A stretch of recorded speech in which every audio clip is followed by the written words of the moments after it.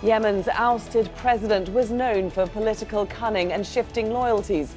But on Monday, time ran out for Ali Abdullah Saleh.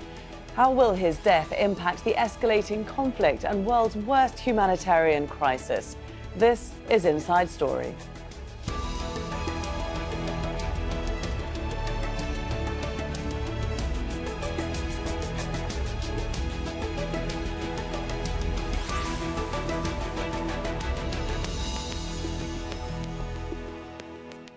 Hello there and welcome to the programme. I'm Laura Kyle. Even by Yemen's standards, the days leading up to the death of Ali Abdullah Saleh were turbulent and confusing. On Saturday, the ousted president turned on the Houthi rebels he'd been backing for the past several years. He called for dialogue with Saudi Arabia, once his patron, more recently his enemy. On Monday, Saleh's rebel allies ambushed and killed him. His death only adds to the volatility surrounding a war that appears to have no end in sight and a humanitarian crisis often described as the world's worst. We'll get to our guests in just a moment, but first this report from Imtiaz Tayyab.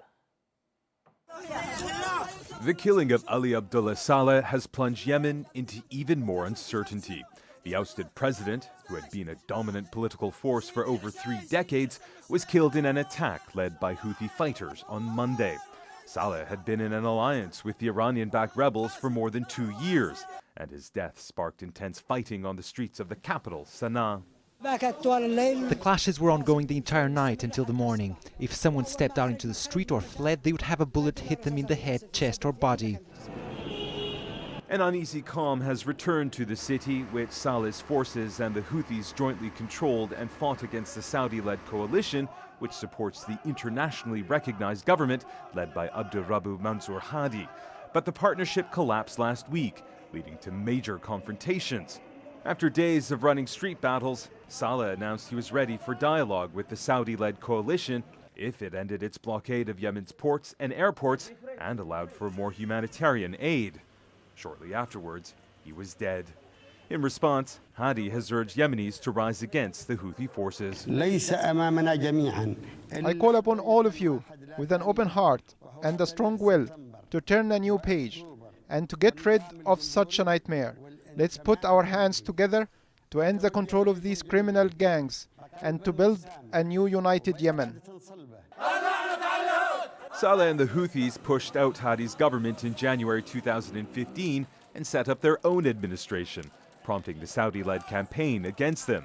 Since then, the country has been split between the Houthi rebels in the north, Hadi's administration in the south, and forces loyal to Saleh.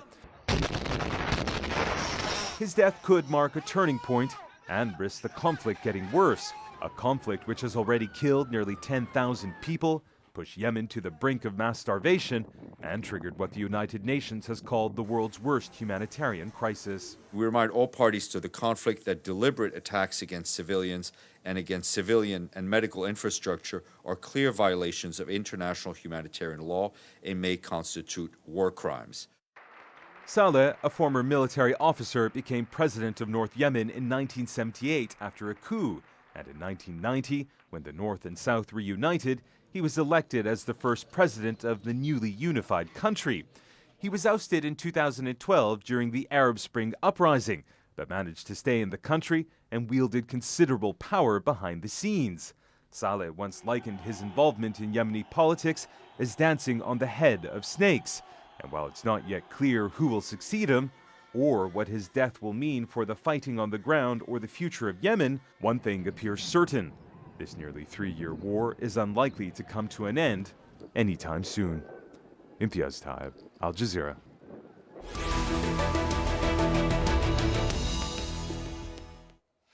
Okay, well, let's bring in our guests now. And joining me here on set, we have Noha Abou-El-Dahab. She's a visiting fellow at Brookings Doha Centre. In Sana'a, on Skype, we have the UN Resident Coordinator, Jamie McGoldrick.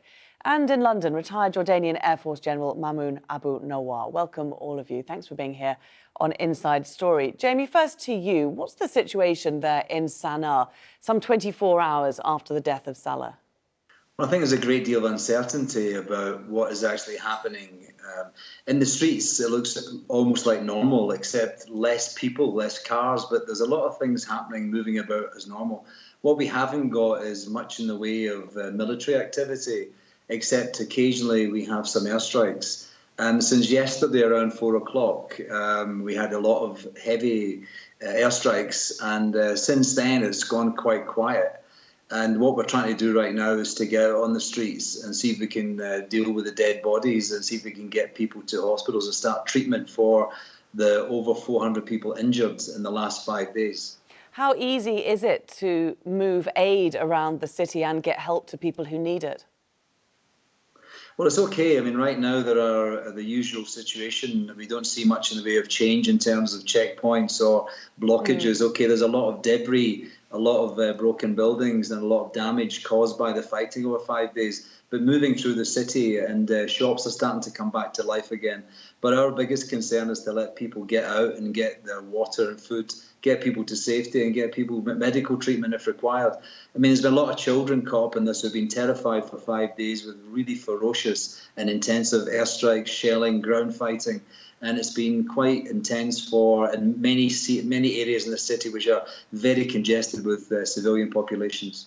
Mahmoud, Jamie was just mentioning there the airstrikes that have been hitting the city. I mean, just early hours of Tuesday morning, we had reports of Saudi planes bombing the presidential palace for the first time. Does that mark an escalation in that particular fighting?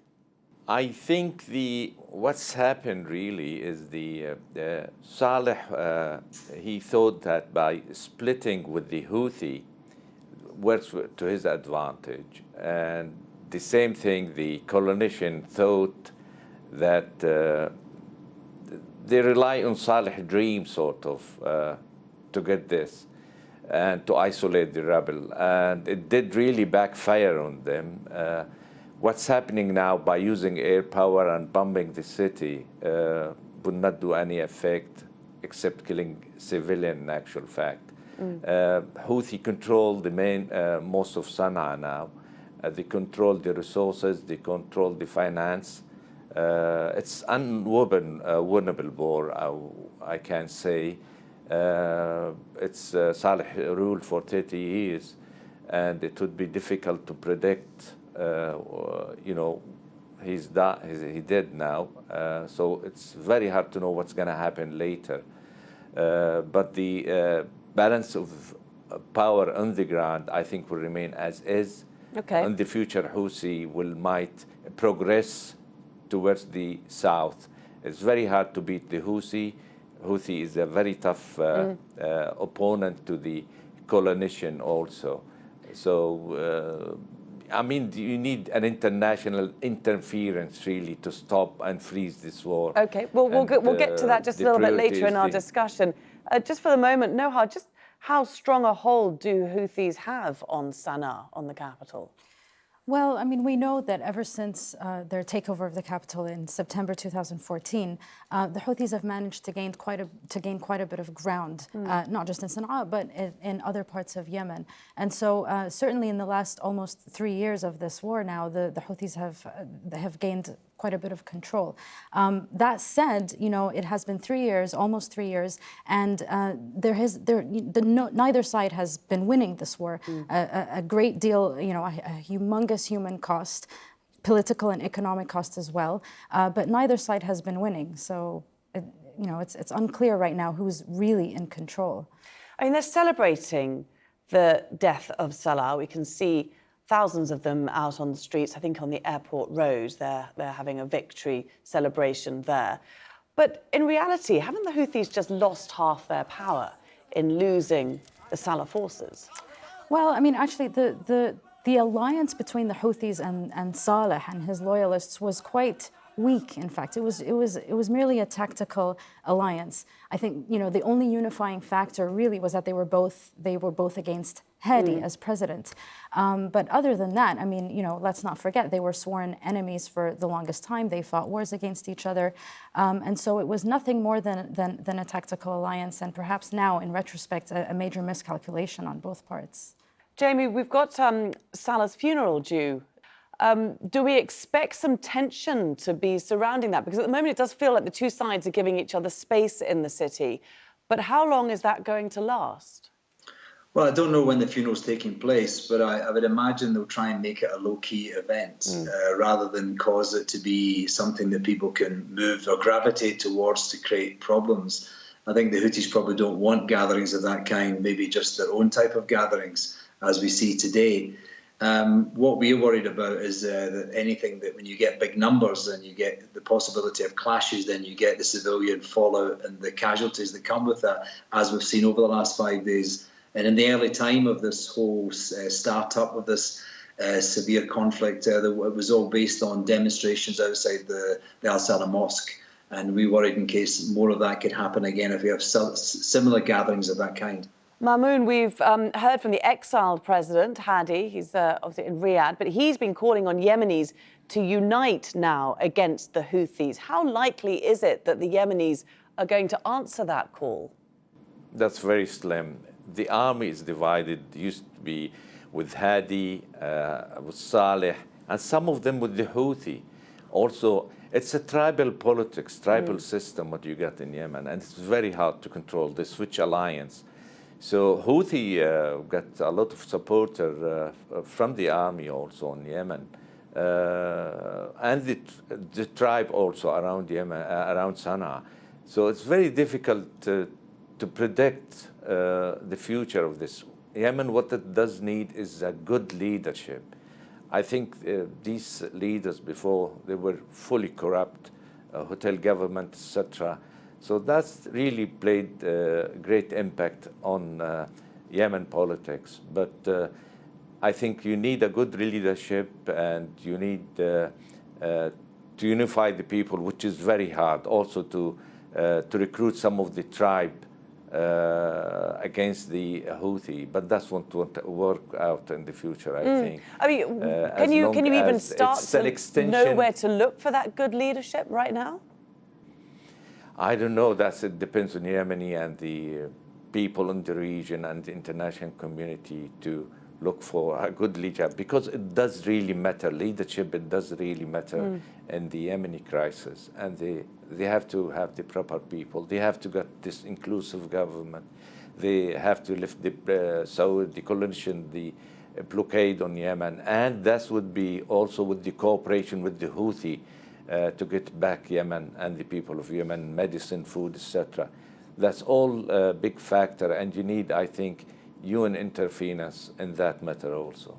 Now, is there anyone who is likely to be able to replace Saleh, both in being able to unify his forces behind him again and take take the fight to the negotiating table? Yeah, I mean, just to follow on what the previous guest just said, it would be nice, wouldn't it, if the Yemenis could actually choose their own leader. And I say this because, as we know, regional and international actors have always had a say in the leadership of Yemen. If we look back 6 years ago when the transition agreement was signed in Riyadh, Saleh and his aides were guaranteed immunity from prosecution, and his party was granted 50% of the power in the transition. And the transfer of power to Hadi was, Hadi, as we know, was the vice president, Saleh's vice president for 16 years. So there wasn't really this genuine transition of leadership. And even though Hadi has been referred to as the internationally recognized president over and over again, that doesn't really mean very much. He doesn't really have very strong support in Yemen. He's been outside of the country for a very long time. Part of the reason that Saleh was still able to rally his supporters is that he was physically present in the country. Now, on the question of who could replace Saleh, this is the major challenge right now. This is the major question. We may be seeing, certain figures who were working with Saleh pre-2011, such as, for example, Ali Mohsen al-Ahmar, who was the leading military commander when Saleh was president. We've heard reports about Saleh's son, stepping in, or his nephew, and so on. So it is likely, I would say, that actors such as Saudi Arabia and the Emirates would be pushing those kinds of figures to take on some sort of a leadership role. In the meantime, then, what will Iran be doing? Because Iran's back with the Houthis, and what sort of role will they be playing behind the scenes? Well, I mean, look, with Iran, there have always been some questions about the extent of Iran's control over the Houthis. Certainly, there's some influence there. There's an alliance there. But we also know that the Houthis and Iran don't necessarily always see eye to eye. When the Houthis took over in September 2014, for example, apparently, Iran didn't think that was a good idea, but the Houthis went ahead and did that anyway. And so it's very difficult to say how Iran will react, given the fact that we don't even know the extent of the control that they have over the Houthis. Jamie, the UN has been brokering talks between the two sides. I mean, they haven't been going very well, have they? They've rather broken down. I know this isn't exactly your remit, but could you give us an idea of where we're at with those talks and how likely it is now that we're going to be able to get the Houthis back to the table, given that they really don't put a lot of trust and faith into the UN procedure? Well, I think one of the things is the tragedy of this is the fact there is no political dialogue at the moment and there's no process. And as a result of that, I think the worse that becomes, or the deeper that becomes, the more tragic the humanitarian situation is. And there is no solution to this. There's no military solution to this crisis. And there's certainly no humanitarian ability for us to cover up and address and save lives and livelihoods. The task is too massive. So there's only a political solution that must be sought. And I know that the UN is still active, still trying to bring the parties around the table. But of course, what happened yesterday, that changes the whole dynamic in many ways. I think it changes the dynamic, obviously, in Sana'a, but I think it changes the dynamic in the region. And I think the UN then has to take stock of what does that mean? How can you interpret it? And I think with every situation like that comes an opportunity. And I think it's important that the international community tries to work out what this opportunity might have thrown up and then try to work it to its best ends.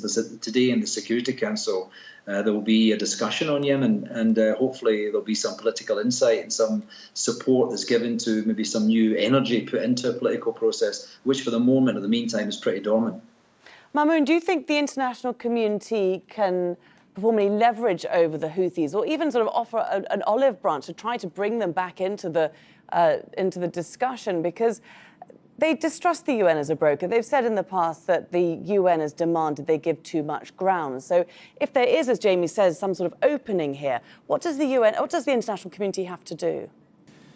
I think they have to work on Iran because Iran she can't put a pressure on Houthi. Otherwise, things will not work out. This war is a proxy war, and it's going to be a sectarian war in the future if the international community did not interfere. Iran is a big player, and they should consider that, and they should talk to Iran also to play to get more pressure on the Houthi, I say again, because it's a critical element on that. Otherwise, Houthi will carry on controlling, I think, most of Yemen in the future if they let go what they are doing right now. Saleh did create a big volume. Saleh was the fixture, or he was controlling the whole politics in Yemen. So it's very tough now to find a good leadership to come behind him. They get used to that, the Yemenis. So I think you need to freeze the conflict first, as I said, and lift the blockade with the cooperation with Houthi, and from there work on new state structure for Yemen. I mean, they need the help of the world to do that and to reach to end to the Yemeni crisis. But I don't see no way to win it militarily by coalition or the other player on the ground in Yemen. And what about pressure on Saudi, Noha? I mean, they've got the one side, you've got Iran. The amount of leverage it has over the Houthis, as you said, is debatable. But Saudi is a key player. There's no denying that. What pressure can be put on Saudi to, A, lift the blockade that the UN says is just crippling humanitarian aid getting to people, and B, stopping airstrikes, like withdrawing militarily? Well, look, I mean, yes, I think that Saudi Arabia's allies, particularly its allies in the West, namely the UK and the US, need to step up and pressure Saudi Arabia to properly lift the blockade. And in tandem with that, the arms sales need to stop. The UK and the US have been providing unconditional military support to Saudi Arabia. The US has been refueling Saudi jets in midair so that they can continue bombing Yemen into oblivion. So this needs to stop. There has already been a lot of pressure within the US and UK governments regarding the legality of these arms sales. And so that needs to continue, and But that's got nowhere. I mean, the High Court of the UK ruled that it was legal and it should continue just recently. Right, but it's under appeal. But that pressure still needs to continue, despite the fact that unfortunately it hasn't gone anywhere. I think that sure, it's a proxy war, but it's also a Yemeni war in the sense that Yemen has always been a fragmented country. There's been the southern secessionist movement, there's been the Houthi rebellion in the north, everything in between, there's Al-Qaeda. And so the other thing that really needs to happen is that international actors such as the US need to sort of pan out from this obsession with the so-called war on terror and really look at the root causes of this conflict and try and figure out how to genuinely resolve it. And Jamie, how urgently does this need to happen? I mean, we've had the UN warning of widespread famine for about 2 years now. How soon is that likely to happen? Well, I mean, I think the colleagues have mentioned the importance of lifting the blockade. I mean, there are 7 million people in this country who live in a hand-to-mouth existence. They don't know where their food comes from. We are, in the humanitarian community, left to feed them because they have no means themselves. And the blockade basically cuts off commercial and humanitarian supplies. And therefore prices go up and more and more people can't afford it. The big issue right now is fuel. I mean, the fuel's not in this country because it's blocked coming in from Hodeida. Hodeida is seen as a port that's for smuggling, which is not necessarily the only port in this country that works. And we need that port to be fully functioning, and that's where it's been blocked. If they don't get the fuel in, what will happen is that there'll be a re-emergence of the cholera, which has affected almost 1 million people right now. So if we don't get that fuel in and we don't get the food in, then as time goes on and with the impact of all that's happened over the last 5 days and the increased militarization which is going on here, I think more and more people will just start to fall into what's just called a tipping point. And when you start tipping into that zone, it's very, very hard to retrieve. You've got 500,000 kids who are in those skeletal pictures you see on television all over this whole country. And if we can't get the foodstuffs and the support to them, then we're going to have, regardless of what political solution emerges, if we don't put the brakes on this wheel turning, we've got a real serious problem. And this country will not come back easily from this tragedy. And the children and the future generation will be taken by starvation, will be taken by illnesses they shouldn't be getting, and it'll be taken by radicalization because there's no other option for them but to turn to some of these groups who are very much exploiting the vacuum in many parts of this country. Mahmoud, what's it going to take for the world to act? Is it going to take that tipping point? Is it going to take that very tragic scenario that Jamie has just painted for us? I mean, the Russian got to intervene. The American, which we see no inaction, they're keeping quiet what's going on in Yemen. So they have to move. This is the biggest catastrophe in the world, what's happening in Yemen. As your guest said, blockade is one, freezing the fight is a priority now, and stop bombing by the coalition, because this will not end the war by bombing these people out. So you need the whole international community to work out on Yemen, and it remains to be seen what's going to happen in the future. Now, what do you see immediately happening next in Yemen? Well, despite the fact that international actors have played quite a detrimental role in Yemen, ironically, they are necessary. They're like a necessary evil, if I could say that. Now, of course, I'm talking politically. Humanitarian organizations have been doing an incredible job saving Yemeni lives. But just to pick up on Jamie's point about radicalization and my earlier point about this obsession with the war on terror, if what it takes is for the U.S. to look at this entirely as a counterterrorism strategy, well then we need to look at the last few years and see how Al-Qaeda and other extremist actors have flourished in this atmosphere, in this ongoing conflict in Yemen. And so if that's what it takes for Yemeni lives to matter, then so be it. Okay, there we will have to leave our discussion today. Thank you all very much for joining us. Jamie McGoldrick, Noha Abu Eldab, and Mamoun Abu Nawar. And thank you too very much for watching. You can see the programme again anytime by visiting our website, that's aljazeera.com. And for further discussion, do go to our Facebook page, that's facebook.com/AJ Inside Story. You can also join the conversation on Twitter. Our handle is @AJ Inside Story. From me, Laura Kyle, and the whole team here, bye for now.